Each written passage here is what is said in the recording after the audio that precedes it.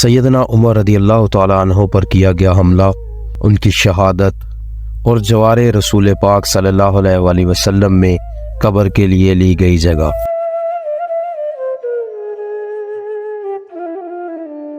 بسم اللہ الرحمن الرحیم۔ تمام دیکھنے اور سننے والوں کو دل کی گہرائیوں سے السلام علیکم۔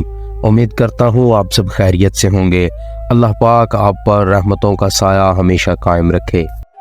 کون عمر جس کے بارے میں نبی کریم صلی اللہ علیہ وآلہ وسلم نے فرمایا کہ میرے بعد کوئی نبی ہوتا تو وہ عمر ہوتا۔ وہ عمر جس نے توحید و رسالت کا جھنڈا آدھی دنیا میں لہرایا۔ وہ عمر جس کی شہادت پہ یہودیوں نے قبول کیا کہ اگر 10 سال مزید عمر رضی اللہ تعالیٰ عنہ زندہ رہتے تو مشرق سے لے کر مغرب تک اسلام کا بول بالا ہو جاتا۔ وہ عمر جس کے لیے نبی پاک نے خود اللہ سے دعا فرمائی کہ یا اللہ مجھے عمر عطا فرما۔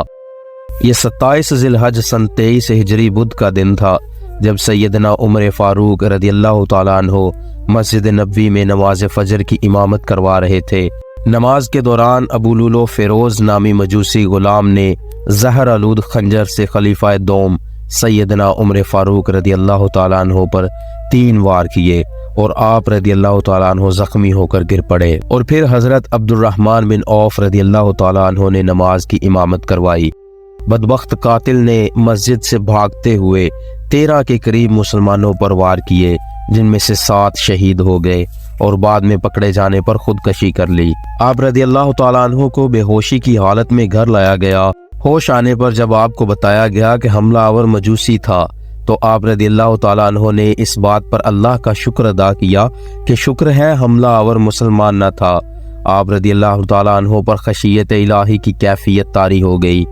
آپ رضی اللہ تعالیٰ عنہ نے اپنے بیٹے عبداللہ کو حکم دیا کہ میرا سر اپنی گود سے ہٹا کر زمین پر رکھ دو تاکہ اللہ تعالیٰ مجھ سے رحم و کرم والا معاملہ فرمائے۔ اس موقع پر حضرت عبداللہ بن عباس آپ رضی اللہ تعالیٰ عنہ کو تسلیاں اور بشارتیں دیتے رہے۔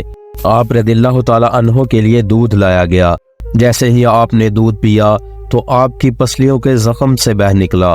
طبیب نے ان سے کہا اے امیر المومنین وصیت فرما دیں، آپ زیادہ دیر تک زندہ نہیں رہ سکیں گے۔ تو انہوں نے اپنے بیٹے عبداللہ کو بلایا اور کہا کہ حذیفہ بن الیمان کو میرے پاس لاؤ۔ حذیفہ بن الیمان حاضر ہو گئے۔ یہ وہ صحابی ہیں جنہیں نبی کریم صلی اللہ علیہ وآلہ وسلم نے منافقین کے ناموں کی فہرست عطا کی تھی، اور ان ناموں کے بارے میں اللہ پاک، اس کے رسول پاک صلی اللہ علیہ وآلہ وسلم اور حذیفہ بن الیمان کے علاوہ کوئی نہ جانتا تھا۔ حضرت عمر رضی اللہ تعالیٰ عنہ نے پوچھا جبکہ خون ان کی پسلیوں سے بہہ رہا تھا کہ اے حذیفہ بن الیمان، میں آپ کو اللہ کی قسم دے کر کہتا ہوں، کیا اللہ کے رسول صلی اللہ علیہ وسلم نے میرا نام منافقین کی ناموں میں لیا ہے یا نہیں؟ یہ سن کر حذیفہ بن الیمان کی آنکھوں سے آنسو جاری ہو گئے اور فرمایا یہ میرے پاس رسول اللہ صلی اللہ علیہ وسلم کا راز ہے جو کسی کو نہیں بتا سکتا۔ آپ نے پھر پوچھا خدا کے لیے مجھے اتنا بتا دے، اللہ کے رسول صلی اللہ علیہ وسلم نے میرا نام شامل کیا ہے یا نہیں؟ حذیفہ کی ہچکیاں بند گئی اور کہتے ہیں اے عمر رضی اللہ تعالیٰ عنہ، میں صرف آپ کو بتا رہا ہوں، اگر آپ کی جگہ کوئی اور ہوتا تو میں کبھی بھی اپنی زبان نہ کھولتا، اور وہ بھی صرف اتنا بتاتا ہوں کہ رسول اللہ صلی اللہ علیہ وسلم نے اس میں آپ کا نام شامل نہیں کیا۔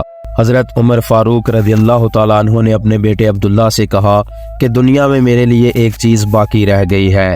حضرت عبداللہ نے پوچھا وہ کیا ہے ابا جان؟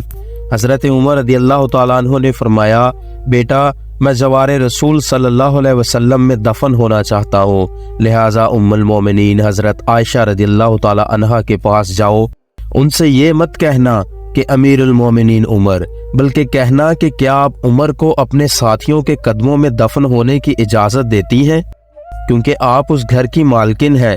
تو ام المومنین نے جواب دیا کہ یہ جگہ تو میں نے اپنے لیے تیار کر رکھی تھی، لیکن آج میں اسے عمر کے لیے ترک کر دیتی ہوں۔ عبداللہ ابن عمر رضی اللہ تعالیٰ عنہ شاداں و فرحان واپس آئے اور عرض کی اجازت مل گئی ہے ابا جان۔ عبداللہ ابن عمر رضی اللہ تعالیٰ عنہ نے دیکھا کہ حضرت عمر رضی اللہ تعالیٰ عنہ کا رخسار مٹی پر پڑا ہے تو انہوں نے آپ کا چہرہ اٹھا کر اپنی گود میں لے لیا۔ حضرت عمر رضی اللہ تعالیٰ عنہ نے اپنے بیٹے کی طرف دیکھا اور فرمایا کہ کیوں تم میرا چہرہ مٹی سے بچانا چاہتے ہو؟ عبداللہ ابن عمر رضی اللہ تعالیٰ عنہ نے کہا ابا جان، لیکن حضرت عمر رضی اللہ تعالیٰ عنہ نے بات کاٹتے ہوئے فرمایا کہ اپنے باپ کا چہرہ مٹی سے لگنے دو، بربادی ہے عمر کے لیے اگر کل اللہ پاک نے اسے نہ بخشا۔ حضرت عمر رضی اللہ تعالیٰ عنہ اپنے بیٹے کو یہ وصیت فرما کر موت کی آغوش میں چلے گئے۔ اے میرے بیٹے، میری میت مسجد نبوی میں لے جانا اور میرا جنازہ پڑھنا، اور حذیفہ بن الیمان پر نظر رکھنا، اگر وہ میرے جنازے میں شرکت کرے تو میری میت روضہ رسول صلی اللہ علیہ وسلم کی طرف لے جانا، اور میرا جنازہ روضہ رسول صلی اللہ علیہ وآلہ وسلم کے دروازے پر رکھ کر دوبارہ اجازت طلب کرنا اور کہنا اے ام المومنین، آپ کا بیٹا عمر، یہ مت کہنا کہ امیر المومنین، ہو سکتا ہے میری زندگی میں مجھ سے حیا کی وجہ سے اجازت دی گئی ہو، اگر اجازت مرحمت فرما دے تو دفن کرنا، ورنہ مجھے مسلمانوں کے قبرستان میں دفن کر دینا۔ عبداللہ ابن عمر رضی اللہ تعالیٰ عنہ کی نظریں حذیفہ بن الیمان پر تھیں۔ وہ کہتے ہیں کہ میں حذیفہ بن الیمان کو ابا جان کی نماز جنازہ پر دیکھ کر بہت خوش ہوا، اور ہم جنازہ لے کر روضہ رسول صلی اللہ علیہ وآلہ وسلم کی طرف چلے گئے۔ دروازے پر کھڑے ہو کر میں نے کہا اے ہماری ماں، آپ کا بیٹا عمر دروازے پر ہے، کیا آپ تدفین کی اجازت دیتی ہیں؟ ام المؤمنین نے جواب دیا مرحبا یا عمر، عمر کو اپنے ساتھیوں کے ساتھ دفن ہونے پر مبارک ہو۔ ام المؤمنین نے اپنی چادر سمیٹی اور روضہ رسول پاک صلی اللہ علیہ وآلہ وسلم سے باہر نکل آئیں۔ یکم محرم الحرام سن 24 ہجری کو 62 سال کی عمر میں جام شہادت نوش فرمانے والے حضرت عمر رضی اللہ تعالیٰ عنہ کو حضرت صہیب رضی اللہ تعالیٰ عنہ نے نماز جنازہ پڑھائی۔ حضرت علی رضی اللہ تعالیٰ عنہ، حضرت عثمان رضی اللہ تعالیٰ عنہ، حضرت عبد الرحمن رضی اللہ تعالیٰ عنہ، حضرت سعد بن وقاص رضی اللہ تعالیٰ عنہ، حضرت طلحہ رضی اللہ تعالیٰ عنہ اور حضرت عبد الرحمن بن عوف رضی اللہ تعالیٰ عنہ نے سیدنا عمر فاروق رضی اللہ تعالیٰ عنہ کو قبر میں اتارا۔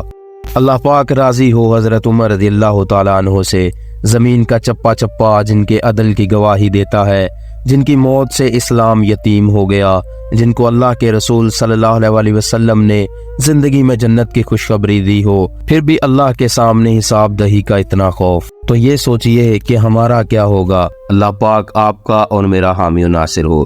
انشاءاللہ ملیں گے اگلی ویڈیو میں۔ اللہ حافظ۔